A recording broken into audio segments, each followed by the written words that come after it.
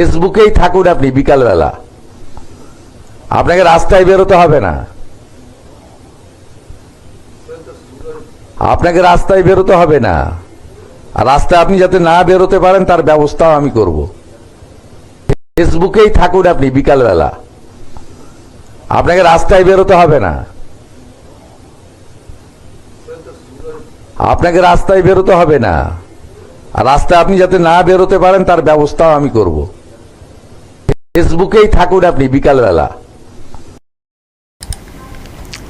দর্শক, আজকে রাজ্যের মুখ্যমন্ত্রী একটা প্রেস মিট করেছেন, তো সেখানে একটা মন্তব্য করেছেন, যদিও তার একটা ছোট্ট অংশ শোনানো হয়েছে, মানে এটারই পুরোটা শোনানো হয়নি। আমি শোনাবো পুরোটা কি বলেছেন। তো যাই হোক, এটা বলেছেন বলে একেবারে কালীঘাট টিএমসিতে তোলপাড় হয়ে গেছে, মানে সব একেবারে রেড়ে করে উঠছেন। কেন বললেন?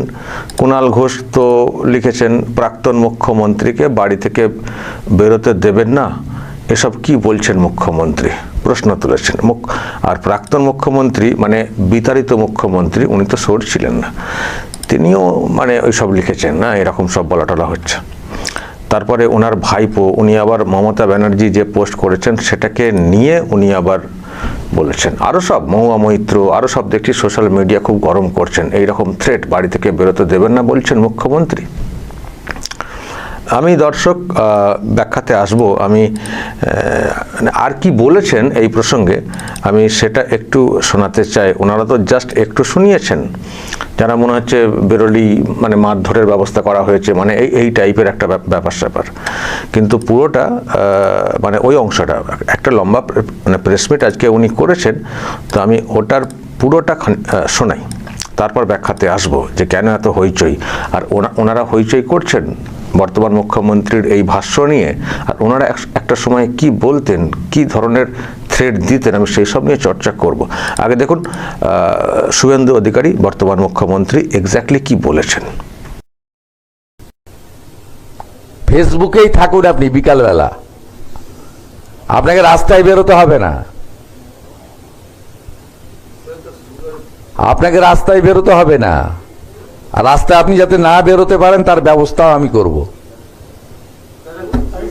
আপনি বাড়ির উপর নিয়ে খেলতে গেছিলেন, গোল খেয়ে বাড়ি এসেছেন। আপনি হালি শহর নিয়ে চেষ্টা করেছিলেন, সেখানেও ডবল গোল খেয়ে বাড়ি এসেছেন। যত কথা কম বলুন, বিশ্রাম করুন, অনেক বয়স হয়েছে। আরও বলেছেন এই যে দুধ গরম নিয়ে যে কাণ্ডটা আর কি মানে চলছে কলকাতায়, মুখ্যমন্ত্রী যেটা বলার চেষ্টা করেছেন যে আপনি তো অনেক কিছুই করছেন, মানে মুখ্যমন্ত্রী মানে প্রাক্তন মুখ্যমন্ত্রী আজকে বলেছেন না, এই যে ফেসবুক কথাটা কেন এসছে, আজকে ফের ফেসবুকে এসছিলেন মমতা ব্যানার্জি, আজকে ফের ফেসবুকে ভাষণ দিয়েছেন। উনি মাঝে মধ্যে ফেসবুকে ভাষণ দেন, বাইরে বের হন না, আর মিডিয়াকেও ডাকেন না। তো মিডিয়ার ওপরে ওনার রাগ যে মিডিয়া ওনার কথা শোনাতে চায় না, তো সেজন্যই আজকে কথাটা আজকে ফেসবুকে এসে অনেক সব তোপ দেখেছেন অন্নপূর্ণা যোজনা নিয়ে ইত্যাদি নিয়ে, তো এইসব কানে এসছে। তো মানে কানে এসছে বলতে যারা সাংবাদিক তারা সব প্রশ্ন রাখছিলেন, তো সেক্ষেত্রে এটা বলেছে যে আপনি ফেসবুকেই থাকুন, বাইরে বেরোবেন না, আর যাতে না বেরোতে পারেন সেই ব্যবস্থা করছি। সেই ব্যবস্থা করছি বলতে কি, কাজের মাধ্যমে। মমতা ব্যানার্জি ওই যে বললেন না কোথায় কোথায় গেছিলেন, আমি একটা ভিডিও দেখাতে চাই আপনাদেরকে। আমি একটা ভিডিও, ওই যে হালি শহর, তৃণমূল কংগ্রেসেরই একজন, তার মৃত্যু হয়েছে বলে হয়েছিল, তো ওখানে উনি পরিবারের সঙ্গে দেখা করতে গেছিলেন। তো সেই সময় কি হয়েছিল, যখন উনি গাড়িতে করে যাচ্ছিলেন ওনার সঙ্গে কি হয়েছিল, কাদা ছোঁড়া ইত্যাদি, একটু দেখুন।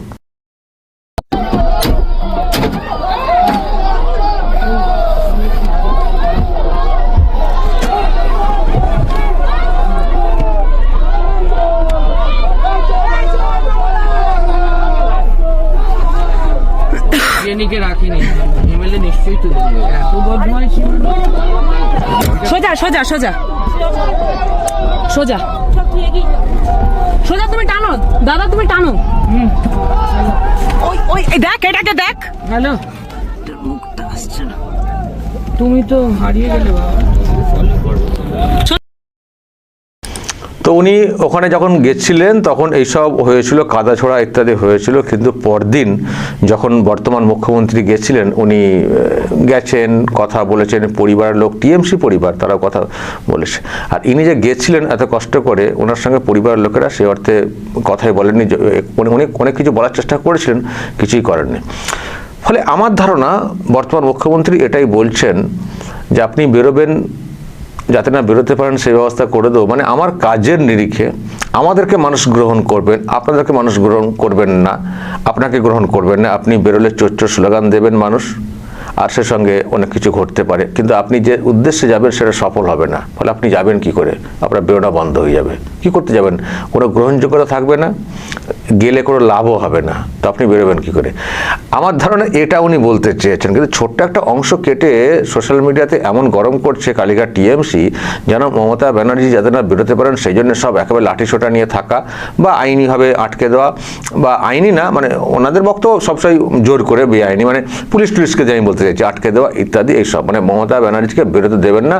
শুভেন্দু অধিকারী রিজিড হয়ে গেছেন, দৃঢ় প্রতিজ্ঞা করে ফেলেছেন এমন টাইপের। তো একজন গণতান্ত্রিক দল, যেটা ওনারা বলতে চাইছেন, সেই দলের নেত্রী তার গণতান্ত্রিক সিস্টেমে কাজ করবেন, তো তাকে বেরোতে দেবে না? আমি দেখছি আর অনেকে সব লেখা টেকা, আমি সব থেকে দেখাতে পারলাম না, এইসব বলার চেষ্টা হয়েছে। এটা কি ধরনের জোর জুলুম? নেত্রী বেরোবেন, তাকে মুখ্যমন্ত্রী বলছেন বেরোতে দেবো না? এটা কি ধরনের গণতন্ত্র? প্রশ্ন তোলা হচ্ছিল। কিন্তু বর্তমান মুখ্যমন্ত্রী যেটা বলার চেষ্টা করছেন, আমার ধারণা যে এই আর কি, মানে এমন পরিবেশ আমাদের কাজের নিরিখে এমন থাকবে, আর আপনারা যা সব করেছেন সেগুলো প্রকাশ্যে এমন আনবো যে আপনি বেরোতেই পারবেন না। কোনো কাণ্ডে যে বেরোবেন, আপনার ইতিহাস, আপনার তথ্য যদি সামনে আনি, আপনি বেরোতেই পারবেন না। মানুষ ক্ষিপ্ত হয়ে আপনার বিরুদ্ধে প্রশ্ন ছুড়বেন বা প্রতিবাদ বিক্ষোভ দেখাবেন, আপনি বেরোবেন কোথায়? এই অ্যাঙ্গেলে। তাহলে মমতা ব্যানার্জিকে বেরোতে দেবো না, কী করতে হবে? মমতা ব্যানার্জির আছে নাকি? তা কী করতে হবে? মানে মারধর দেওয়া বা করা বা আটকে দেওয়া, এরকম কি আছে? হ্যাঁ, যদি কোথাও আগুন লাগানোর চেষ্টা করেন সেক্ষেত্রে পুলিশ তার মতো করে অ্যাকশন নেবে। আমার মনে হয় এটা বলতে চেয়েছেন, কিন্তু ওনারা সব এমন ন্যারেটিভ তৈরি করছেন যে মমতাকে বেরোতে দেবেন না। এটা কি বলছেন যে মুখ্যমন্ত্রী হেনা তেনা করে কত কি, মুখ্যমন্ত্রীর একই ভাষা, একই বক্তব্য, কত কি। এবার আমি একটা বক্তব্য শোনাই। মুখ্যমন্ত্রীর একই ভাষা, একই বক্তব্য, এই যে কথাগুলো বলছেন অভিষেক, মমতা, এই যে এতগুলো কথা ওনারা এত বলছেন, আমি অভিষেকের রিসেন্ট যেটা সেটা একটু শুনিয়ে দিই, উনি কি ধরনের হুঁশিয়ারি দিতেন, তারপর পুরনো দুটো বক্তব্য শোনাবো। রিসেন্ট কি এটা ছোট শুনিয়ে দিই, উনি কীভাবে হুঁশিয়ারি দিতেন যারা বিরোধী তাদেরকে কি করবেন না করবেন। এটা আমাদের আরামবাগে হুঁশিয়ারি দিয়েছিলেন। দেখুন, যারা এত কথা বলছেন তারাই কি বলেছিলেন। কতবারও আরামবাগ হেরেছিলাম, গোঘাট হেরেছিলাম, খানাকুল হেরেছিলাম, পুরসুরা হেরেছিলাম, কিন্তু উদারতা পার পেয়ে গেছিলে। এবার আমি নিজে দায়িত্বে থাকব। 4 তারিখ 12টার পরে কোন জল্লাদের কত ক্ষমতা আর কার দিল্লির বাবা কাকে বাঁচাতে আসে, আমি 4 তারিখ দেখব। এটা হচ্ছে ভোটের সময়। আমি পুরনো একটা বক্তব্য শোনাবো, মানে ওনারা কি ধরনের ভাষা ব্যবহার করতেন। অভিষেকের একটা বক্তব্য শোনায়, পুরনো, বিরোধীদের কিভাবে পুঁতে দেওয়ার কথা বলেছিলেন, একটু দেখুন, শুনুন। আমি অনুরোধ করব আমার ডায়মন্ড হারবার মা ভাই বোনেদের, যে আপনারা যেভাবে এই আশীর্বাদ ভালোবাসার হাত আমার উপর রেখেছেন, আগামী দিনও যেন আপনাদের আশীর্বাদ ভালোবাসা থেকে আমি বঞ্চিত না হই, এইটুকু খালি আমি আপনাদের থেকে চাইব। আর রাজনীতির ময়দানে, রাজনীতি যখন খেলা হবে, তখন রাজনীতির ময়দানে বিরোধীদের কি করে গণতান্ত্রিকভাবে পুঁতে দিতে হয় সেটা আমার জানা আছে। ফেসবুক গণতান্ত্রিক শব্দটা ওইটা অলংকার টাইপের, ওটা ওনারা বলতেন, কিন্তু গণতান্ত্রিক উপায়ে পুঁতা না, সত্যিকারের পুঁতে দেওয়ার ব্যাপারটাই ওনারা করতেন, যা সব ওনাদের রেকর্ড সামনে এসছে। তো এইসব কথা বলতেন, পুঁতে দেওয়া, এ করা সে করা, এইসব কথা বলতেন। আর আজকে ইনি কেন বলেছেন বের হতে দেবো না, এতেই ওনাদের গায়ে খুব ঝাল লেগে গেছে, বলছেন কেন বলেছেন। আমি দেখছি অনেকে আবার বলছেন বেশ করেছেন বলেছেন, দেখছি কমেন্টে বলছেন।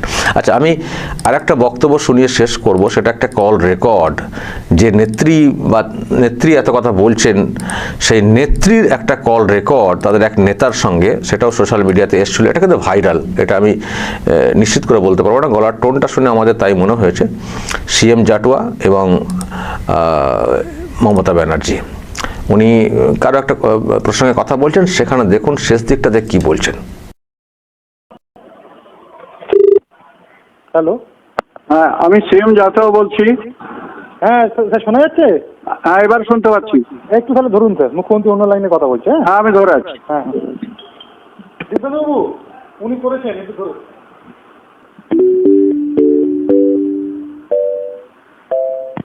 হ্যাঁ জেঠুয়া সাহেব শুনতে পাচ্ছেন? হ্যাঁ দিদি, পাচ্ছি, বলুন দিদি। আচ্ছা, আপনার ওই মন্দির বাজারে একটা ব্লক প্রেসিডেন্ট আছে অলোক বলে, হ্যাঁ হ্যাঁ দিদি। ওকে মার্ডার করবার জন্য ওই দিলীপ জেঠুয়াটা গিয়ে বিজেপিতে জয়েন করেছে না? হ্যাঁ হ্যাঁ দিদি। ও একজনকে টাকা দিয়েছে 60,000 টাকা হ্যাঁ দিদি। গুন্ডা হায়ার করে করবার জন্য। হ্যাঁ দিদি। এটা আপনি অলোককে একটু জানিয়ে দেবেন, একটু সাবধান, অন্য কিছু না, হ্যাঁ দিদি। ও একটু নিজের সিকিউরিটি নিয়ে ঠিক থাকবে, আর আমি পুলিশকে দিয়েও সিকিউরিটির ব্যবস্থা করে দিচ্ছি। হ্যাঁ দিদি, সেটা ভালো হয়, আমরাও একটু একটু খবর আর পেয়েছি। দিলীপ জেঠুয়াটা কে? দিলীপ জেঠুয়াটা কে? ও দিলীপ জাটুয়া তো মানে গেলবারে পঞ্চায়েতের আগের বারে পঞ্চায়েত সমিতির সভাপতি ছিল, গেলবারে হেরে গেছে, এবারও হেরে গেছে। আচ্ছা, আগের বারও হেরে গেছে, এবারও হেরে গেছে। দুবার হেরে যাওয়ার পরে ও এবার ওকে বিজেপি। গর্তে পুঁতে দিন, ওকে গর্তে পুঁতে দিন, হ্যাঁ, ও ভালো করে আবার যদি পরে গাছ হয়ে জন্মাতে পারে। দিদি, ভালো হবে। ওর নামে 307-এর কেস আছে, পুলিশ ধরছে না ওকে। আমি এসপি কে বলেও কাজ হচ্ছে না। আচ্ছা ঠিক আছে, আমি দেখে নিচ্ছি। আচ্ছা দিদি, ওকে। নমস্কার।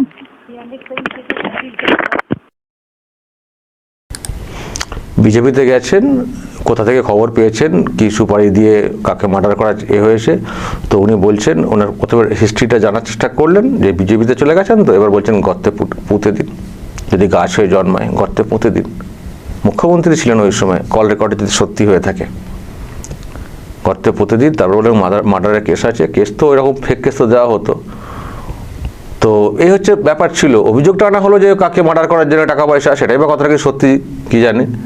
তো তার ভাষ্য হচ্ছে গর্তে পুঁতে দিন, গর্তে পুঁতে দিন। কেউ কোথাও অন্যায় কিছু করলে আরে তাকে সাবধান কেন, তুমি তার বিরুদ্ধে আইনি অ্যাকশন নাও না। এ থেকে যেমন সাবধান করছো, যাকে মারার কথা বলা হচ্ছে অ্যাকশন, তাকে সাবধান করছো, ভালো কথা। আর যার বিরুদ্ধে অভিযোগ সুপারি দেওয়ার, তো তার বিরুদ্ধে আইন মতো